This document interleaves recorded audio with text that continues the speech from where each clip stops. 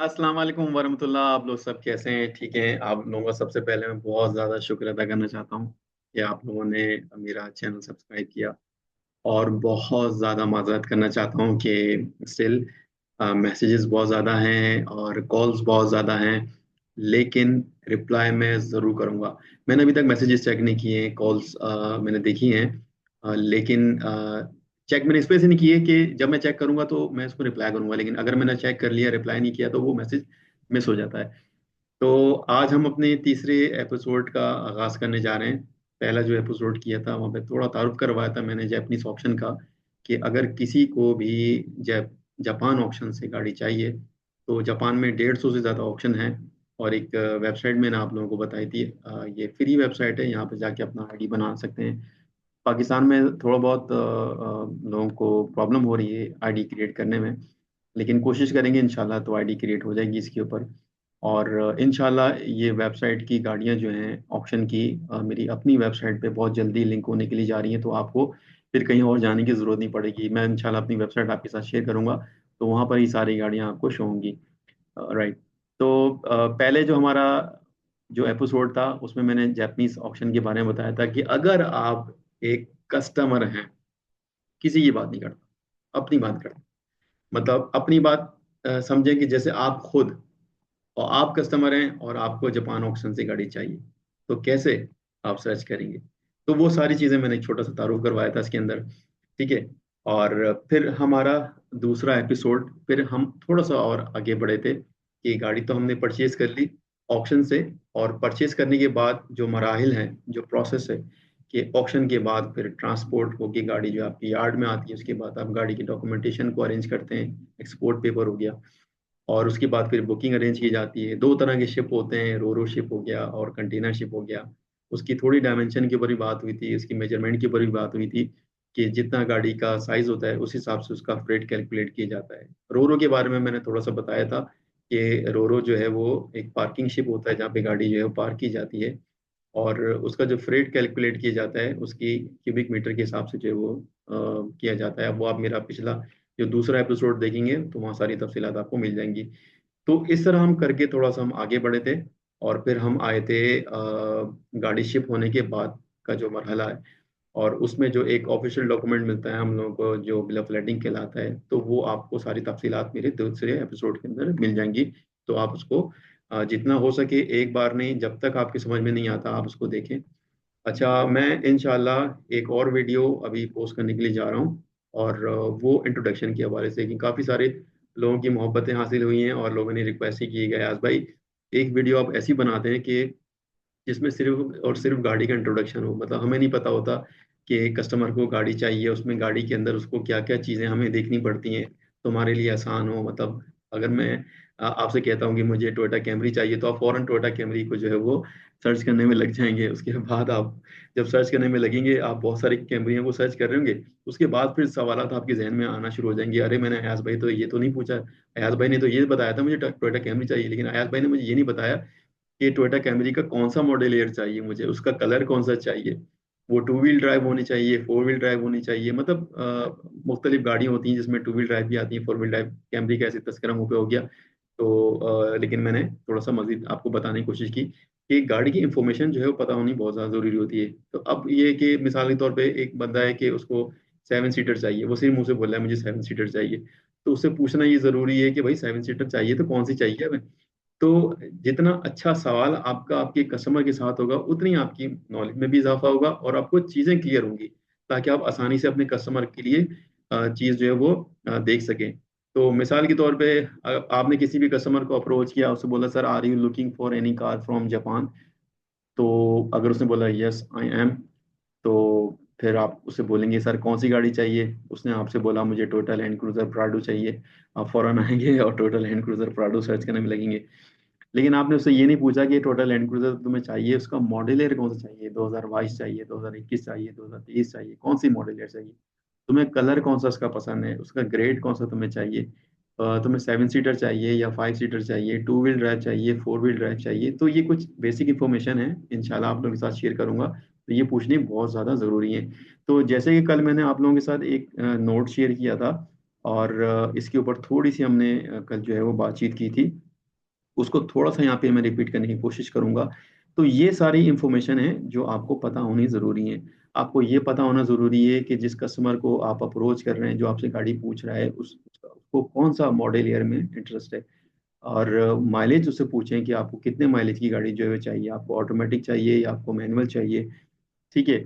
अच्छा, और जैसे कि यूएई में रहते हैं, तो यहाँ पे तो लेफ्ट हैंड चलती है। तो लेकिन ऐसे क्लाइंट भी होते हैं जो राइट हैंड चाहते हैं, राइट हैंड यहाँ इस्तेमाल नहीं होती, यहाँ से री एक्सपोर्ट होती हैं।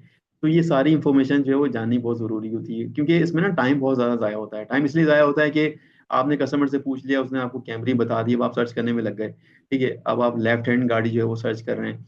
सर्च करते करते करते करते करते आपको एक कैमरी मिल गई। इतनी मेहनत करने के बाद आप आए, आपने कस्टमर को दिखाया, वो कह रहे नो नो नो नो, मुझे जो है वो लेफ्ट हैंड नहीं, मुझे राइट हैंड चाहिए। तो ये कुछ बेसिक इंफॉर्मेशन है जो पता करनी बहुत जरूरी है। पहली चीज, गाड़ी का नाम क्या, उसका। दूसरी चीज क्या है, उसका मॉडल क्या है। तीसरी चीज उससे पूछें कि उसका कलर उसको कौन सा चाहिए। ठीक है। चौथी चीज उससे पूछें कि राइट हैंड चाहिए या लेफ्ट हैंड चाहिए। ठीक है। अगर आपका डोमेस्टिक कस्टमर है तो कोई इशू नहीं है, उसको लोकल यहाँ पे चाहिए होगी, लेकिन उससे पूछ लें क्या को आपको अपनी यूज के लिए चाहिए, बिजनेस के लिए चाहिए, या मतलब आपको एक्सपोर्ट करना है। तो जब ये सारी अच्छी इंफॉर्मेशन आप कस्टमर से ले लेंगे तो आपके लिए बड़ा आसान हो जाएगा कि आप एक अच्छी गाड़ी उसके लिए सर्च कर सकें। तो ये एक नोट है, इंशाल्लाह जब आप लोगों से मेरी बात होगी, और ये नोट जो है मैं आप लोगों के साथ शेयर करूंगा। अभी थोड़ा सा आसान करने की कोशिश मैं इस वजह से कर रहा हूँ कि अब मेरे ना हज़ारों में फॉलोअर्स हैं, और बहुत ज़्यादा मतलब मैसेजेस हैं। तो सबके साथ एक एक करके बात करना मुनासिब नहीं है, तो उसका मैंने खाली ये निकाला है कि एक व्हाट्सअप ग्रुप बनाया जाए, वहाँ पे सबको ऐड कर दिया जाए, और वहाँ पर ये सारी इन्फॉर्मेशन मैं शेयर करूँ, तो एक ही वक्त में सबको इन्फॉर्मेशन मिल जाए। फिर दूसरा मैंने आसान काम ये किया है कि मैं रोज़ाना सबके साथ मीटिंग करूंगा जूम के ऊपर। एक टाइम इंशाल्लाह मैं अनाउंस करने वाला हूँ। वो टाइम में रात में ऑनलाइन आऊंगा, और तुम आईडी शेयर कर दूंगा उस व्हाट्सएप ग्रुप, जिस ग्रुप के अंदर मैं आप लोगों को ऐड करूंगा। ठीक है। तो वहाँ पे वो लिंक मैं शेयर कर दूंगा, लाइव आऊंगा इंशाल्लाह, और ऑनलाइन स्क्रीन शेयर करूंगा, आपके साथ मीटिंग करूंगा, आपको चीज़ें जो है वो समझाऊंगा जब तक से आपके समझ में नहीं आ जाती। ठीक है। तो आगे बढ़ते हैं। तो हमने जो पहले एपिसोड के अंदर जापानीज ऑप्शन सीखा था, उसके बाद की चीज़ें जो है वो हम लोगों ने सीखी थी कि आगे क्या होता है। ठीक है। तो अब मैं मज़ीद आगे बढ़ने की कोशिश करूंगा कि गाड़ी कस्टमर के लिए आपने ऑप्शन से परचेज कर ली। ठीक है। और परचेज करने के बाद गाड़ी जो है वो यार्ड में आ गई। यार्ड में आने के बाद एक्सपोर्ट पेपर तैयार हो गए। एक्सपोर्ट पेपर तैयार करने के बाद गाड़ी की बुकिंग ले ली, गाड़ी को शिप कर दिया। गाड़ी को शिप करने के 3 दिन के बाद जो है वो एक हमें ऑफिशियल डॉक्यूमेंट मिलता है, जिसका नाम बिल ऑफ लेटिंग होता है। कल मैंने इसका तस्करा ऑलरेडी कर दिया था आप लोगों के साथ। ठीक है। तो ये तो हो गया from bile buying till bill of letting. तो अब ये बिल ऑफ लेटिंग आप अपने कस्टमर को दे देंगे, जो कि 3 दिन के बाद शिपिंग कंपनी आपको दे देती है। और उसके बाद कस्टमर क्या करेगा, उस बिल ऑफ लेटिंग की मदद से और उस एक्सपोर्ट पेपर की मदद से गाड़ी को क्लियर करा लेगा। ठीक है। तो आजकल तो ये होता है कि पीडीएफ फाइल शेयर कर दी जाती है, तो कस्टमर क्या करता है, उसी को उसकी प्रिंट निकाल लेता है। लेकिन बास कस्टमर कहते हैं कि नहीं, हमें ओरिजिनल कॉपी चाहिए, तो हम क्या करते हैं, उसको bye courier export paper, bill of lading, साथ में जितने की उसने गाड़ी हमसे परचेज करी है उसकी एक फाइनल इनवाइस बनती है। इनवाइस जो है वो एक कंपनी के लेटर हेड के ऊपर होती है, जिसमें कंपनी का पूरा नाम, मतलब जो कंपनी डिलीवर कर रही है गाड़ी को, जो शिपर है, जैसे कि मेरी कंपनी है जापान में, तो वो आपको जब कस्टमर को गाड़ी देगी तो वो एक फाइनल इनवाइस देगी, जिसमें गाड़ी का नाम, गाड़ी का chassis number, model year, colour सब कुछ मेंशन होगा। और कंपनी की स्टैंप होगी, कंपनी का सिग्नेचर होगा, कंपनी का बैंक अकाउंट नंबर होगा, कंपनी का एड्रेस होगा, कंपनी का नाम होगा, मतलब कोई धोखे वाली बात नहीं है। ठीक है। तो वो फाइनल इनवॉइस जब कस्टमर के साथ शेयर की जाएगी तो कस्टमर उसकी मदद से गाड़ी को क्लियर कराएगा, जो भी उसकी अपनी कंट्री का टैक्स है वो वहाँ पे करेगा। तो हर कंट्री की अपनी मुख्तलिफ किस्म की पॉलिसीज हैं। पाकिस्तान की अपनी पॉलिसी है, दुबई की अपनी पॉलिसी है, तंजानिया की, कीनिया की, हर जगह की अपनी पॉलिसी है। हम पॉलिसीज के ऊपर बात करेंगे, उसके लिए हम अलग से एपिसोड रख लेंगे। और मार्केट की डिमांड क्या है उसके ऊपर हम अलग से एपिसोड रखेंगे, ताकि हम उसी टॉपिक के ऊपर बात करें। ठीक है। तो ये हमारा क्लियर हो गया था। अब बात यहाँ पर ये आ जाती है कि मुझे अ, सर, हमने आपका पहले एपिसोड भी देख लिया सर, हमने आपका दूसरा एपिसोड भी देख लिया सर, तीसरे एपिसोड में और मेन अहम बात क्या है। मेन अहम बात ये है कि आपने ये सब चीज़ें तो सीख ली कि गाड़ी जो है वो किस तरह ऑप्शन से परचेज करनी है। ठीक है। अब कस्टमर को क्या बताना है कि हम कस्टमर से क्या चार्जेस लेने वाले हैं। ठीक है। जैसे कि यहाँ पे मैं दोबारा से आ जाता हूँ जापानीज ऑप्शन के ऊपर। और जैपनीज ऑप्शन के ऊपर जब मैं यहाँ पर आया और मैंने यहाँ पे जो है वो टोयोटा सिलेक्ट किया, और यहाँ पर मैंने कैमरी सेलेक्ट कर लिया, और मैंने सर्च किया तो यहाँ पे बहुत सारे ऑप्शंस आ गए। इसको मैं थोड़ा सा जूम कर देता हूँ ताकि आप लोगों को ये सारी चीज़ें जो है वो आसानी से नज़र आना शुरू हो जाएं। ये देखें यहाँ पे, ये देख रहे हैं आप लोग ऑप्शन। अब ये CAA ट्यूब हो गया, JUIG हो गया। अब यहाँ पे तकरीबन 28 ऑप्शन यहाँ पे दिखा रहा है। ठीक है, तो अभी मैंने कैमरी सिलेक्ट करी थी, तो कैमरी आने वाले 28 ऑप्शन के अंदर कैमरी आने वाली है। अब एक कस्टमर है, उसको गाड़ी चाहिए। ठीक है, अब मेरे पास आए, अयाज भाई मैं सीख गया हूँ ऑप्शन। अब मैं चाह रहा हूँ कि बहुत आसान तरीके से आपको पूरा प्रोसेस समझाऊं, ताकि एक एक बात जो है वो आपको आपके दिमाग में फिक्स हो जाए। तो आप मेरे पास आए कि अयाज भाई मेरे कस्टमर है, उसको गाड़ी चाहिए। मैं आपको बोलूंगा भाई मेरी वीडियो है, आपने देखी वहाँ जाके इसको, और जाके इसकी प्रैक्टिस करें। अपनी मर्जी से गाड़ियों को निकालें, गाड़ी के मॉडल ईयर को सिलेक्ट करें। मिसाल के तौर पे एक छोटा सा, अभी अपनी बात को आगे बढ़ाने से पहले एक छोटी सी वर्किंग मैं आप लोगों को अभी दे देता हूँ। वो वर्किंग क्या है? वो वर्किंग ये है कि आपकी नज़र में कोई भी 5 गाड़ियां हैं, वो 5 गाड़ियां आप ऑप्शन में आए, ऑप्शन में आके निकालें। ठीक है, उसका एक मॉडल ईयर सेलेक्ट करें, मॉडल एट सेलेक्ट कर लिया। मिसाल के तौर पे टोयोटा कैमरी, कैमरी सेलेक्ट कर लिया। यहाँ पे आपने सेलेक्ट कर लिया मिसाल के तौर पे 2001, और आगे आ जाता हूँ। ठीक है, 2016 सेलेक्ट कर लिया, 23। अब अपनी मर्जी से कोई भी गाड़ी निकालें, सर्च करें, उसकी प्राइस देखें। फिर जैसे मैंने अपने पहले एपिसोड में बताया था कि आप इस ऑप्शन के अंदर पीछे जो 3 मंथ में जो बाइंग से गाड़ियां सेल हुई हैं, उसकी हिस्ट्री निकाल के आप चेक कर सकते हैं कि जो गाड़ी अभी आप सर्च करने के लिए जा रहे हैं, जो गाड़ी आप परचेज करने जा रहे हैं, आया वो गाड़ी पिछले 3 महीनों में कितने की बिकी है। तो वो आप मेरे पहले एपिसोड में देख लीजिएगा कि मैंने वहां पे किस तरह बताया था। तो प्रैक्टिस क्या है? पहले आने वाले ऑप्शन की गाड़ी निकालें, निकाल ली।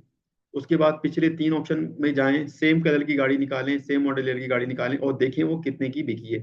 तो ये प्रैक्टिस ऐसी जो अपने रोजमर्रा अपनी जिंदगी के अंदर रखनी है, क्योंकि इस प्रैक्टिस की मदद से आप एक अच्छे सेलर बनेंगे और एक मैक्सिमम क्वांटिटी में जो है वो गाड़ियां सेल कर पाएंगे। क्योंकि जो कस्टमर आपसे चाह रहा है, जब आपको वो निकालना ही नहीं आएगा, जब आप कस्टमर को बताना ही नहीं आएगा कि जो गाड़ी वो आपसे मांग रहा है वो गाड़ी पिछले 3 ऑप्शन में कितने की बिकी है, तो सेल एजेंट जो होता है उसका काम क्या होता है? वो अपने कस्टमर को एक बेहतरीन बेहतरीन तरीके से एंटरटेन करे, उसकी जो सवालात हैं, उसकी जो क्यूरीज हैं, उसको बेहतर तरीके से उसको बताए। तो इसमें आप लोगों ने जो है वो जितना हो सके प्रैक्टिस करनी है। ठीक है, तो ये आपका मैंने आपको बता दिया कि आपने इस तरह करना है, डेली बेसिस पे जो है ना इसकी प्रैक्टिस करनी है। और ऑप्शन सेलेक्ट कर लेने हैं। ट्यूसडे को ऑप्शन में कौन सी गाड़ी आ रही है, फ्राइडे को कौन सी आ रही है, सैटरडे को कौन सी आ रही है। ठीक है, तो ये अपनी जो है वो प्रैक्टिस में रखें इन चीज़ों को। अब मैं दोबारा से अपनी उसी बात पे आ जाता हूँ कि ये सब चीज़ें तो हम लोगों ने सीख ली। अयाज भाई गाड़ी सर्च करना भी आ गया, अयाज भाई मुझे पिछले 3 मंथ की हिस्ट्री भी सर्च करनी आ गई, मुझे देखना आ गया कि जो गाड़ी मैं सर्च कर रहा हूँ वो पिछले दिनों में कितने की बिक रही है, और आने वाले वक्तों में कितने की गाड़ी मुझे मिल सकती है। अयाज भाई उसके बाद का क्या? ठीक है, गाड़ी तो मिल गई हमें, अब आप हमें क्या चार्ज करेंगे, मतलब आप हमारे कस्टमर को क्या चार्ज करेंगे। ठीक है, ये एक सवाल है। तो क्योंकि इस वक्त बात भी मैं ही कर रहा हूँ और जवाब भी मैं ही दे रहा हूँ, तो कोशिश मैं ही कर रहा हूँ कि वो सारे सवाल करूँ कि जो कस्टमर आपसे पूछेगा। तो इसके लिए फिर मैंने आप लोगों के लिए थोड़ा सा आसान किया है चीज़ों को, और मैं आता हूँ अपनी उन तमाम चीज़ों के ऊपर। तो अब जैसे कि मैं आप लोगों को यहाँ पे लेकर आया, इसको मैं दोबारा से जूम आउट कर देता हूँ। तो ये सारे ऑप्शंस हैं, ये जहाँ पर मैं अपने माउस को लेके गया हूँ। अब ये JUIG से गाड़ी हमने परचेज की, मिसाल के तौर पे टोयोटा कैमरी चाहिए, और टोयोटा कैमरी JUIG से गाड़ी परचेज हुई। अब ये JUIG जो है वो जापान में नगोया सिटी के अंदर है, JUIG। ठीक है, अब ये JUIG की ऑप्शन फीस कितनी है, उसके पास क्या क्या खर्चे इसके ऊपर आएंगे। ठीक है, JU चीबा, ये इस ऑप्शन से अगर गाड़ी खरीदी, क्योंकि हर ऑप्शन हाउस की डिफरेंट फीस होती है, हर ऑप्शन हाउस की मुख्तलिफ फीस है। ठीक है, तो अब वो गाड़ी तो हमने परचेज कर ली, लेकिन वो जहां से गाड़ी हमने खरीदी है वहां से लेके हमारे यार्ड आने तक उसका कितना ट्रांसपोर्ट आएगा, तो कोई फिक्स नहीं होता। ठीक है, तो अब ये आसान किस तरह किया जाए? अब आयाज भाई आपने तो बता दिया कि 150 से ज्यादा ऑप्शन है। अब हम क्या 150 से ज्यादा ऑप्शन, हमें कैसे पता चलेगा इन 150 ऑप्शन हाउस की फीस क्या है? तो वो मैं आप लोगों को कंफ्यूज नहीं करना चाहूंगा। मैंने एक बहुत ही आसान इसका फॉर्मूला निकाला आप लोगों के लिए। एक मैंने प्राइस चार्ट बनाया आप लोगों के लिए, इंशाल्लाह वो आप लोगों के साथ शेयर करूंगा। थोड़ा सा इसके बारे में आप लोगों को मैं आज के एपिसोड में बताने वाला हूँ। ठीक है। तो ये एक मैंने आप लोगों के लिए प्राइस चार्ट ये बनाया है। इसमें मैंने सारे ऑप्शन हाउस के नाम लिख दिए, मतलब मैक्सिमम ऑप्शन हाउस के यहाँ पे नाम मैंने लिख दिए। मंडे को कौन सा ऑप्शन होता है, जूम कर देता हूँ ताकि आप लोगों को सही तरह जो है वो नजर आए। ठीक है। यस।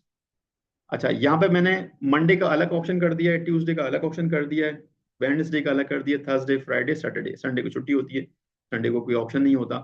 तो सबको मैंने डेज में डिवाइड कर दिया। अब जैसे मिसाल के तौर पे मंडे को जो है वो ऑप्शन हो रहा है। अब मंडे को कौन कौन से ऑप्शन हाउस हैं जहाँ पे गाड़ियां आ रही हैं? होंडा कैंसाई हो गया, होंडा तोकियो होगा, तोकियो हो गया, जेयू तोकियो हो गया। तो ये सारे नाम जो है वो मैंने यहाँ पे लिख दिए हैं, और उस ऑक्शन हाउस के बराबर में मैंने ये चार्जेस लिख दिए हैं, डीसीटी चार्जेस। ठीक है। अब जैसे कि ये 1,05,380 US डॉलर, सॉरी, यन। और क्योंकि हम बात यन में कर रहे हैं, अच्छी हुई ये चीज़ मेरे उस वक्त में आ गई कि हम लोग जितना भी डील करेंगे ऑक्शन से, वहाँ पे हम जो जैपनीज करेंसी है उसके अंदर हम लोग डील करेंगे। बाद में हम उसको आगे US डॉलर में अगर हम डील कर रहे होंगे तो हम उसमें कन्वर्ट कर देंगे कि जो उसका करंट रेट चल रहा होगा। ठीक है। अब यहाँ पर क्या है, मंडे ऑप्शन है, चार्जेस डीसीटी चार्जेस है, और लोकेशन जो है वो, अच्छा डीसीटी का फुल फॉर्म बता देता हूँ, ड्रीम कार ट्रेडर। तो यहाँ पर क्या है, लोकेशन। तो लोकेशन क्या है कि ओसाका वहां पे एक शहर है, योकोहामा, नागोया, हकाता, जैसे कि मैंने पहले जो एपिसोड था हमारा उसमें डिस्कस किया था, बताया था आप लोगों को कि जो वहाँ के मेन शहर हैं, जो मेन पोर्ट हैं वो कहाँ कहाँ हैं। ठीक है। तो अब लोकेशन ओसाका है, और ऑक्शन हाउस है होंडा कैंसाई। इसी तरह होंडा टोक्यो हो गया, योकोहामा के अंदर है। और चार्जेस उसके अंदर मैंने आपके सामने लिख दिए हैं। अब मैं थोड़ा सा आपको इसको मजीद और आसान कर देता हूँ कि मिसाल के तौर पे आपने टोयोटा कैमरी ली। ठीक है। अब टोयोटा कैमरी आपने, यहाँ पर मैं आपके सामने कोई भी रैंडम एक ले लेता हूँ, और बल्कि काम करता हूँ, हम लोग मंडे की बात कर रहे हैं ना, तो मंडे का ही ऑप्शन सिलेक्ट कर लेता हूँ। अच्छा, यहाँ पे मंडे को शो नहीं हो रही। तो हम एक काम करते हैं कि अभी आज क्या है, वेनेसडे, हम थर्सडे का सिलेक्ट कर लेते हैं। ठीक है, क्योंकि थर्सडे वो आने वाला है। और इसी तरह फिर हम अपने चार्ट पे भी आ जाते हैं, और अपने चार्ट में आके हम लोग थर्सडे पे चले जाते हैं, ताकि फौरन प्रैक्टिकल सामने आप लोग के हो जाए इसी सेशन के अंदर, इसी हमारे एपिसोड के अंदर, ताकि आप लोग के साथ जो है वो चीज़ें क्लियर हो। तो जैसे कि मैं पहले मंडे की बात कर रहा था, ये थर्सडे आ गया। ठीक है। अब इसको मैं मज़ीद जूम आउट कर लेता हूँ, जूम कर लेता हूँ उसको, ताकि ये आपको सही तरह नज़र आए। ठीक है। अच्छा, यहाँ पर मैंने थर्सडे को सिलेक्ट कर लिया है। अब मैं दोबारा आ जाता हूँ ऑप्शन के ऊपर। ऑप्शन पे मैंने थर्सडे सेलेक्ट करा, और यहाँ पे मैं कैमरी सेलेक्ट कर लेता हूँ, और यहाँ पर मैं आ गया। ठीक है। अब मिसाल के तौर पे मैं कोई भी एक जो है वो कैमरी यहाँ पे आके सिलेक्ट कर लेता हूँ। जैसे मैं यूएसएस, ऊपर वाली जो आ रही है ना, यूएसएस, यूएसएस टोक्यो की मैं गाड़ी सिलेक्ट कर लेता हूँ। ठीक है। अब आप एक कस्टमर हैं, आपको कोई गाड़ी चाहिए। ठीक है। और यूएसएस टोक्यो से गाड़ी चाहिए। अब यूएसएस टोक्यो से गाड़ी चाहिए, और गाड़ी यहाँ पर अगर मैं US डॉलर कर लूँ तो यहाँ पे US डॉलर नजर आएगा, JPY कर लूँ तो JPY नजर आएगा। तो हम एक कोई छोटी सी आसान फॉर्मूला ले लेते हैं, एक आसान सी कॉस्ट ले लेते हैं, कि अगर ये गाड़ी मिसाल के तौर पे ऑक्शन में हमें मिल जाती है तकरीबन 25 लाख येन की। ठीक है। अब कोई भी गाड़ी, जैसे कि ये टोयोटा कैमरी है, ये हमें 25 लाख की मिल जाती है, मतलब 25 लाख की विन हो गई ऑप्शन से। अब इसके बाद क्या, तो आपने क्या करना है, सबसे पहले देखना है कि कौन से ऑप्शन की गाड़ी थी ये। यूएसएस टोक्यो की गाड़ी थी। आपने दोबारा इस प्राइस चार्ट पे आना है, यहाँ पे सर्च करना है कि यहाँ पे यूएसएस टोक्यो जो है वो कहाँ लिखा हुआ है। ठीक है।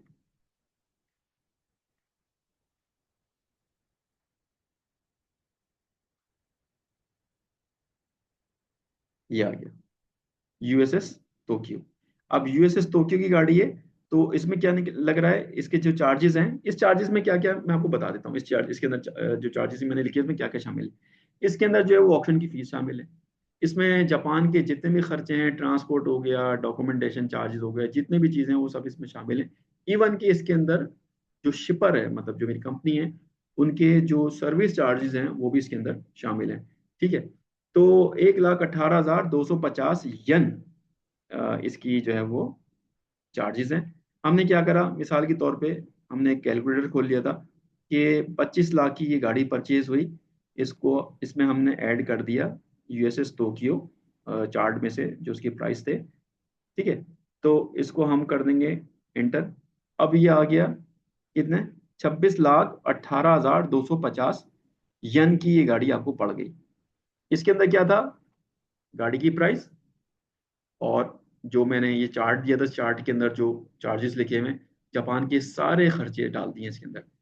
अब इसमें तीसरी चीज जो ऐड होगी वो फ्रेट ऐड होगा, वो शिपिंग कॉस्ट ऐड होगी। शिपिंग कॉस्ट मैंने अपने दूसरे एपिसोड में आप लोगों को बताया था कि शिपिंग कॉस्ट किस तरह कैलकुलेट की जाती है। अगर गाड़ी रोरो से जा रही है तो हम देखेंगे कि टोयोटा कैमरी का डायमेंशन क्या है।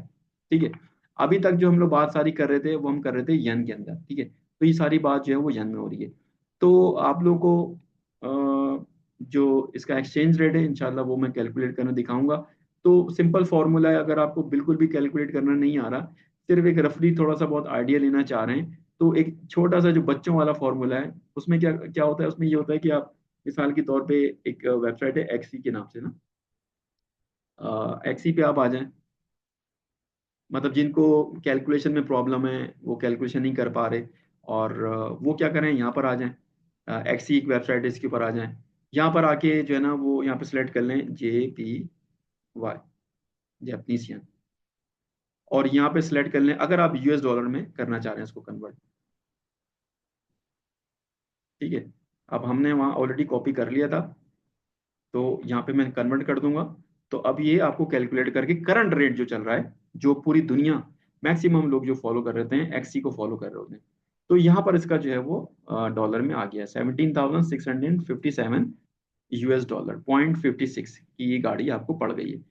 ठीक है। इसमें क्या है, इसमें गाड़ी की प्राइस है, इसमें क्या है, जापान के तमाम खर्चे जो हैं वो शामिल हैं, और इसमें हमने फ्रेट को ऐड करना है। अब फ्रेट को किस तरह ऐड करेंगे, अब जैसे कि टोयोटा कैमरी, अब टोयोटा कैमरी का साइज क्या है, जैसे कि हमने इससे पहले जो हमारा एपिसोड था उसके अंदर हमने आपको बताया था कि फ्रेट किस तरह कैलकुलेट किया था।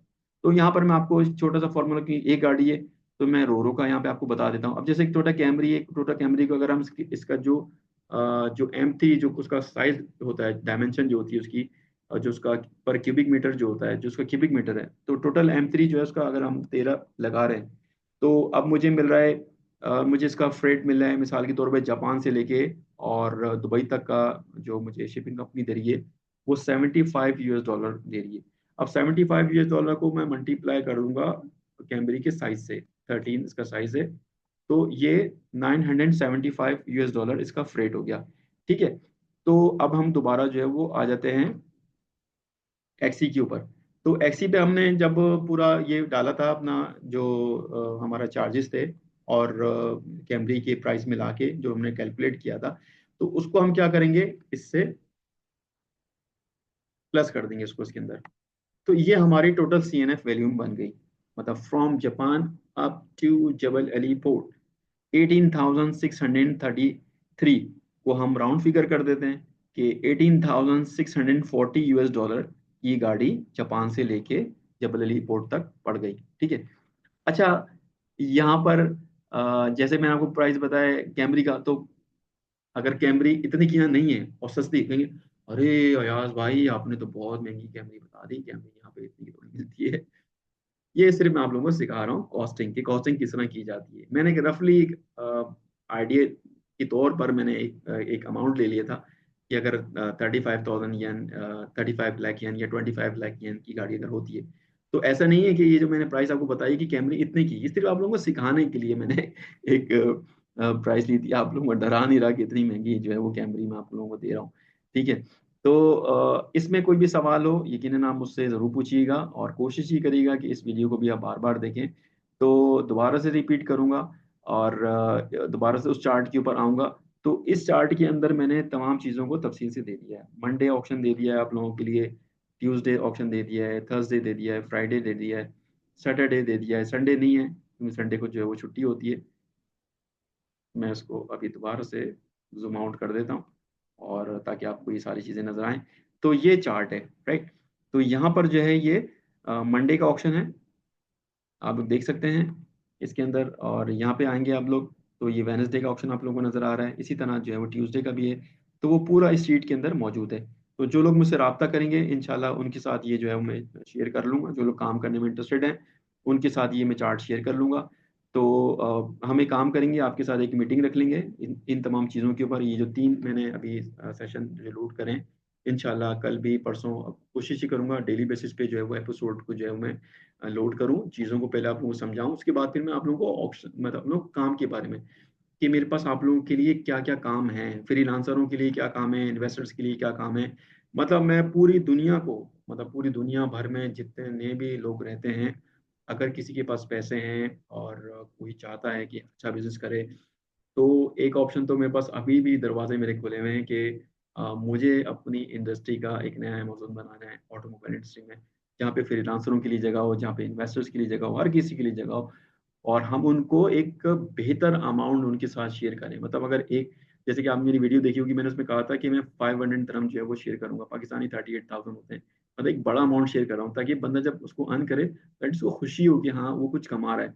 तो मैं, मेरा जो है माइंड वो देने वालों में, जितना हो सके बांटो लोगों के अंदर, ठीक है।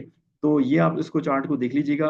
अब यहाँ पे इस चार्ट के अंदर एक अहम बात है, वो क्या है? वो अहम बात ये है कि ये जो चार्ट हमने बनाया है, ये हमने चार्ट बनाया है कि कोई भी 1,000 यन से लेके और तकरीबन 1 मिलियन यन तक, 1 मिलियन से 1 यन कम कर दें इसके अंदर आप, तो जो कि 10 लाख यन, तो ये 10 लाख यन तक का चार्ट है कि अगर कोई भी गाड़ी 1,000 यन से लेके और 10 लाख यन से एक कम यन तक की अगर कोई भी गाड़ी परचेज होती है ऑक्शन से, तो उसके ऊपर ये चार्जेस जो है वो अप्लाई होंगे। कि अगर JU टोक्यो से गाड़ी परचेज होगी, जितने की परचेज परचेज हुई उसके ऊपर हम लोग इतने प्राइस डाल देंगे, ठीक है। होंडा नगोया से परचेज होगी तो हम उसके ऊपर इतने प्राइस डाल देंगे, ठीक है। तो ये बहुत ही आसान मैंने आप लोगों के लिए तैयार किया है ताकि आप लोगों को इसमें आसानी हो, ठीक है। अच्छा, 40 फीट कंटेनर है। अगर 40 फीट कंटेनर है, ये मैंने एक आईडी के तौर पे 2100 जो है वो US डॉलर पाकिस्तान के लिए मैंने मेंशन किए हैं 40 फीट कंटेनर के, ठीक है। और 40 ये हो गया आपका UAE का। यहाँ पे इसको मैं थोड़ी सी करेक्शन कर देता हूँ, 41 में 40 है ये भी। तो अच्छा, हाँ, तो 2100 US डॉलर पाकिस्तान के लिए फ्रेट है, और 1900 फ्रेट जो है वो UAE वालों के लिए, जापान से लेके और UAE तक का, ठीक है। तो पाकिस्तान के लिए जैसे कि मैंने बताया 2100, और UAE के लिए जो है वो 1900 जो है वो US डॉलर। इसकी प्राइस जो है, फ्रेट जो हमें मिलता है हमेशा US डॉलर मिलता है, राइट। तो अच्छा, अब होगा क्या कि गाड़ियाँ किस तरह परचेज की जाएंगी, बताओ कस्टमर को किस तरह आप बोलें कि हमसे गाड़ी लें। तो उसका जो प्रोसीजर है गाड़ी परचेज करने का, वो ये है कि अगर आपका कस्टमर एग्री हो जाता है कि हाँ मुझे गाड़ी चाहिए, या अगर आप भी चाह रहे हैं, तो कंपनी आपसे एक सिक्योरिटी डिपॉजिट लेती है 5 लाख यन का, ठीक है। वो 5 लाख यन का सिक्योरिटी डिपॉजिट किस लिए होता है? वो एक ऑक्शन सिक्योरिटी डिपॉजिट होता है, जो कि रिफंडेबल होता है, कि जो आपको वापस हो जाता है। कंपनी लेती इसलिए वो डिपॉजिट आपसे। और उससे पहले मतलब डिपॉजिट लेने से पहले कंपनी, मतलब किस तरह ये डिपॉजिट आपसे लेती है, एकदम से जबान जहन में मेरे सवाल आ गया, मैंने सोचा कि पहले इसका जवाब दे दूं मैं फिर आगे बढ़ता हूँ।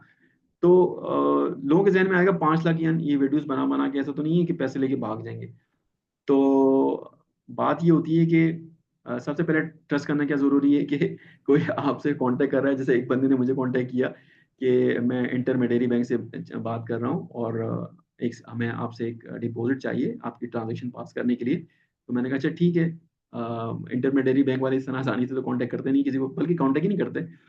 तो मैंने कहा ठीक है, अच्छा बताएं। तो कह रहे हैं आपको जो डिपॉजिट पैसे लगाने हैं वो कहाँ लगाने हैं। मैंने कहा मतलब आपको डिपॉजिट पैसे लगाने हैं ताकि आपकी ट्रांजेक्शन जो है पास हो जाए। कहाँ लगाने हैं पैसे? कह रहे हैं वो जैस कैश में करवाते हैं। मैंने कहा ये तो बहुत ही कोई टुच्चा किस्म का जो है वो स्कैमर है। तो एनीवे, बात बहुत लंबी हो जाएगी, छोटा सा जोक था सोचा। लेकिन एक ये जोक सुनाऊंगा जरूर मैं आपको आने वाले वक्त में कि मैंने उसका हाल क्या किया। तो होता ये है कि जब सिक्योरिटी डिपॉजिट लेते हैं तो हम अपनी कंपनी की इनवॉइस, जो कि कंपनी की लेटर हेड पे बनती है, जिसमें कंपनी का पूरा नाम होता है, कंपनी का बैंक एड्रेस होता है, कंपनी का एड्रेस होता है, जैसे कि मैंने पहले भी आप लोगों के साथ शेयर किया था कि फाइनल इनवाइस किस तरह बनती है।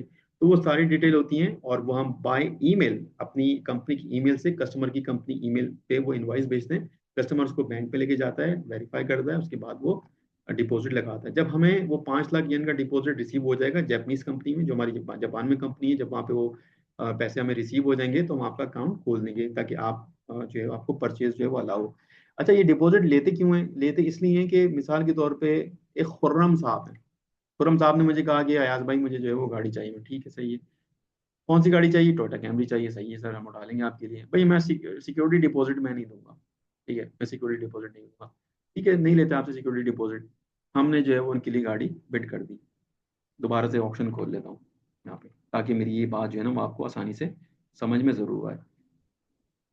इसको मैं जूम आउट कर देता हूँ और यहाँ पर मैं, ठीक है, अब जैसे यहाँ पे गाड़ी एक है टोयोटा कैमरी 2023 मॉडल, समझे, खुर्रम साहब ने जो है वो ये टोयोटा कैमरी चाहिए थी। और खुर्रम साहब के लिए हमने टोयोटा कैमरी खरीद ली $13,730 में, ठीक है। $13,730 में मैंने खरीद ली। बाद में खुर्रम साहब मुझे कह रहे हैं, अरे अयाज भाई वो असल में ये हुआ कि रात को मेरी वाइफ ने कहा मुझसे कि कैमरी नहीं, हम वो दूसरी गाड़ी की तरफ चले जाते हैं। ठीक है, एक्स वाई दी, उन्होंने कोई भी, खुर्रम साहब ने बहाना दे दिया कि माजा चाहता हूँ कि मैं अभी जो है वो कैमरी नहीं लूंगा। अब खुर्रम साहब ने तो अपनी बीवी के कहने पर अपना माइंड चेंज कर लिया और हमने तो बिड कर दी और गाड़ी परचेज भी हो गई $13,730 में। अब हम क्या करें? अब देखें, हमने गाड़ी परचेज कर ली। परचेज करने जब गाड़ी परचेज हो जाती, विद इन 3 डेज हमने ऑप्शन को पेमेंट करनी है, वरना हमारे को पेनल्टी लगना शुरू हो जाएगी। ऑप्शन की फीस पे करनी है हमने, ठीक है। और जो वहाँ के टैक्स हैं वो सारे पे करने हैं हमने। गाड़ी को उठा के फिर यार्ड पे लेके आना है। चलें, अगर 3 दिन के अंदर हमें पता चल गया, खुर्रम साहब ने बोला कि नहीं, तो हमने ऑप्शन से पेमेंट नहीं की और हमने गाड़ी क्लियर नहीं कराई। हमने ऑप्शन को रिक्वेस्ट की कि भाई अब हम ये गाड़ी लेना नहीं चाह रहे। तो अब आपने क्या करना है कि पहले तो आपने ऑप्शन फीस, पहले जो गाड़ी परचेज हुई थी वो आपने पे की। दोबारा आप जब गाड़ी को री ऑक्शन करेंगे तो आप इसके पैसे देंगे, ऑप्शन की फीस पे करेंगे। अभी खुर्रम साहब ने ये $13,730 की गाड़ी परचेज करी थी। अब जब हम री ऑक्शन करेंगे तो क्या आपको पता है कि गाड़ी इतने की ही सेल होगी? हमें नहीं पता, हो सकता है ये आने वाले वक्तों में 11,000 की सेल हो। तो वो जो 11,000 का और ये 13,720 का जो बीच का गैप है, तो ये लॉस कौन बेयर करेगा? खुर्रम साहब ने तो सॉरी कर दिया। तो ये सिक्योरिटी डिपॉजिट सिर्फ इसलिए लिया जाता है ताकि कस्टमर जो है वो बैक ऑफ ना हो, और कस्टमर को ये सारी चीजें बताई जाती हैं। हम कस्टमर को जब ईमेल करते हैं, कस्टमर को जो डिपॉजिट इनवॉइस सेंड करते हैं, तो उसमें हम पूरी कंपनी की टर्म्स एंड कंडीशन सारी शेयर करते हैं। जब वो उसको एक्नॉलेज करता है बाय ईमेल कि यस, मैं इसको एक्नॉलेज करता हूँ, आप जो है वो मेरे लिए बिड करना शुरू करें, तो उसके बाद फिर हम जो है वो कस्टमर को गाड़ी दिखाते हैं, पूरी गाड़ी की इंस्पेक्शन शीट दिखाते हैं, कस्टमर को प्रॉपर गाइड करते हैं, कस्टमर को पूरी कैलकुलेशन बताते हैं। जब कस्टमर कहते हैं कि यस मुझे गाड़ी चाहिए, आप बिड कर दें, उसके बाद जाके हम जो है वो बिड करते हैं। तो ये सिक्योरिटी डिपॉजिट इसलिए लिया जाता है ताकि कस्टमर जो है वो बैक ऑफ जो है वो ना हो। अच्छा, हमने 5 लाख येन जो है वो से सिक्योरिटी डिपॉजिट ले लिया, गाड़ी जो है वो डिपॉजिट हमें रिसीव हो गया। अब हम क्या करते हैं कि एक कस्टमर के ऊपर गाड़ी हम बिड करना शुरू कर देते हैं। अच्छा, सर्विस चार्जेस का फायदा ये होता है कि हम यहाँ पर कोई प्रॉफिट चार्ज नहीं कर रहे। जैसे कंपनीज होती हैं, कंपनी कहती है कि भाई मैं 10% या 20% जो है वो प्रॉफिट रखेंगे उसके ऊपर, तो यहाँ पर हम आपकी आपके लिए ऐसा कुछ नहीं कर रहे। इस नॉर्मल एक फॉर्मूला बनाया है कि अगर इस ऑप्शन से गाड़ी खरीदी जाएगी तो इसके ऊपर ये खर्चे आएंगे, ठीक है। तो गाड़ी आपने परचेज कर ली, आपने खर्चे जो है उसके ऊपर लगा दिए, जितने की गाड़ी परचेज होगी उतने की ही गाड़ी आपको दी जाएगी, ताकि आपको गाड़ी एक अच्छे प्राइस पे मिले, आपके कस्टमर को ये गाड़ी अच्छे प्राइस पे मिले, और उसके बाद वो अच्छा कमाए। मतलब जब वो अच्छा कमाएगा तो यकीनन वो पलट के वापस हमारे पास आएगा, ठीक है। तो आगे बढ़ते हैं, 5 लाख येन ले लिया, गाड़ी परचेज हो गई ऑप्शन से। गाड़ी जब परचेज हो गई ऑप्शन से, उसके बाद हम कहेंगे उनसे कि भाई विद इन 3 डेज के अंदर आपने जो है वो हमें पैसे देने हैं, ठीक है। तो थ्री डेज के अंदर कस्टमर से हम पैसे मंगवाएंगे, कस्टमर जब हमें पैसे पे कर देगा, हम कस्टमर गाड़ी जो है वो ऑप्शन से क्लियर कराएंगे, अपने यार्ड में लेकर आएंगे और उसके लिए शिपमेंट अरेंज करना शुरू कर देंगे। तो ये एक जो है वो प्रोसेस है और ये प्राइस चार्ट है। तो आज का एपिसोड मुझे उम्मीद है कि आप लोगों को अच्छा लगा होगा। हमने एक चार्ट ऑलरेडी डिस्कस कर लिया है। इंशाल्लाह कल जो मैं आप लोगों के साथ दोबारा एक नई वीडियो के साथ आऊँगा, उसके अंदर मैं एक नए चार्ट का जिक्र करूँगा जो कि रोरो का चार्ट है। तो वो भी बिल्कुल इसी तरह का ही है। और उसमें कोई हार्ड एंड फास्ट चीज़ नहीं है, और मज़ीद कुछ नई मालूमात के साथ में आऊँगा ताकि आप लोग और मज़ीद चीज़ों को सीख सकें। लोगों की रिक्वेस्ट ये थी मुझसे कि अयाज भाई, आपने जो एपिसोड बनाए हैं इसका एक बेसिक एपिसोड बनाएं जहाँ पे आप थोड़ा गाड़ियों के बारे में बताएं कि किस किस किस्म की गाड़ियाँ होती हैं। जैसे कि मैंने एक छोटा सा ओवरव्यू दे दिया था इसके ऊपर कि गाड़ी हैचबैक होती है और गाड़ी जो है वो एसयूवी होती है, पिकअप्स होती हैं। तो वो कह रहे थे कि इसको थोड़ा सा और मजीद तफसील से बताएं इन चीज़ों को, ताकि जो बिगनर्स हैं जिनको बिल्कुल भी नहीं पता गाड़ियों के बारे में, तो वो उसके बारे में जान लें। तो उनके लिए मैं एक अलग से वीडियो तैयार कर रहा हूँ, तो वो सिर्फ गाड़ी की इंफॉर्मेशन की हद तक होगी। तो अगर आप चाहें तो उस वीडियो को भी जरूर देखिएगा। तो आज हमारा तीसरा एपिसोड हो गया है, और दुआ करता हूँ कि अल्लाह आप सबकी इबादतों को, रोज़ों को अपनी बारगाह में कबूल करे।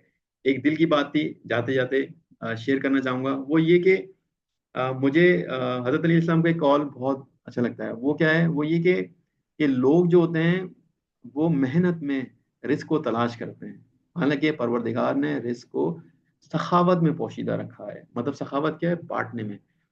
तो कोशिश ये करें कि आप लोगों को बांटें, जितना हो सके बांटें। मतलब जरूरी नहीं कि आपके पास पैसा हो तो आप बांटें, अगर आपके पास पैसा भी नहीं है, आपको कुछ आता है तो किसी को सिखा दें। ठीक है। मेरी एक वीडियो आप जाके टिकटॉक पे देखिएगा, उसमें मैंने इस कॉल का जिक्र भी किया है और मजीद तफसीलात भी बताई हैं कि आप परवरदिगार की एक छोटी मखलूक जो है, जो कि चूंटी है, आप उसकी भी मदद कर सकते हैं। थोड़ा सा आटा लिया, थोड़ी सी चीनी ली, कोई मुनासिब जगह पे डाल दी, ठीक है, कितनी चींटियों का पेट भरेगा। तो ये एटीट्यूड अपने अंदर बनाने की कोशिश करें। तो मेरा ख्वाब ये है कि इंशाल्लाह मैं मैक्सिमम लोगों को सिखाऊं, मैक्सिमम लोगों को अपने साथ जोड़ूं, और फिर हम मिलके काम करें। तो अपना बहुत ज़्यादा ख्याल रखिएगा। Thank you so much. आपका भाई सैयद एयाज हसन।